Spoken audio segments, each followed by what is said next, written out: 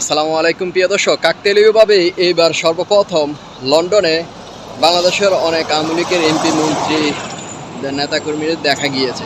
কেন দেখা গিয়েছে আপনারা সকলে জানেন, যুক্তরাষ্ট্রে সফরে আছেন ডক্টর মোহাম্মদ ইউনূস।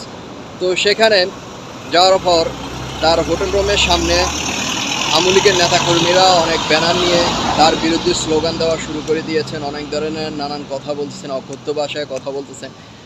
এর মধ্যে শফিক সাহেবকে যখন দেখতে পান, শফিক সাহেব হোটেল রুম দিয়ে হাঁটতেছিলেন, তখনও কিন্তু অকথ্য ভাষায় অনেক গালাগালাজ কথাবার্তা বলেন, যেটা সামাজিক যোগাযোগ মাধ্যমে ভাইরাল হয়ে যায়। তো যে কথাই ছিলাম যে অনেক এমপি মন্ত্রী কিন্তু গা ঢাকা দিয়েছেন এই অন্তর্বর্তীকালীন সরকার যখন 5ই আগস্টে যখন শেখ হাসিনা ভারতে পালিয়ে যায়, তারপর থেকে কিন্তু অনেক এমপি মন্ত্রীকে দেখা মিলেনি বা নেতা কর্মীদের দেখা মিলেনি। এইবার সর্বপ্রথম যখন লন্ডনে যান ডক্টর মোহাম্মদ ইউনূস সরকারি সফরে, তো সেইখানে যাওয়ার পর থেকে অনেক নেতাকর্মীকে দেখা গিয়েছে বা মিডিয়ার সামনে আসছেন তারা। এতদিন তো তারা গোপনীয়তাভাবে পালাইছিলেন, মানে মিডিয়ার সামনে আসেনি, কোথায় আছে কীভাবে আছে তারা তো কেউ জানে না।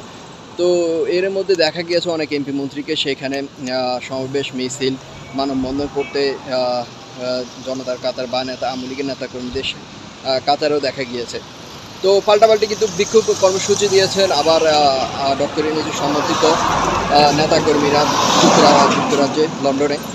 সেখানে তার সঙ্গে ছিলেন জামাতে ইসলামের আরও ইসলামী কয়েকটা দল নেতাকর্মীরা, যে ডক্টর ইউনূসকে স্বাগতম জানিয়েছেন। ডক্টর ইউনূসের পক্ষ হয়ে তারা স্লোগান দিয়েছেন, আওয়ামী লীগের বিরুদ্ধে তারা কথা বলেছেন। একদিকে দেখতে পেয়েছি আওয়ামী লীগের নেতাকর্মীরা মানববন্ধন স্লোগান দিচ্ছেন ডক্টর ইউনূসের বিরুদ্ধে, কেন আওয়ামী লীগকে নিষিদ্ধ করা হয়েছে, কেন দলকে নিষিদ্ধ করা হয়েছে এই বিষয় নিয়ে।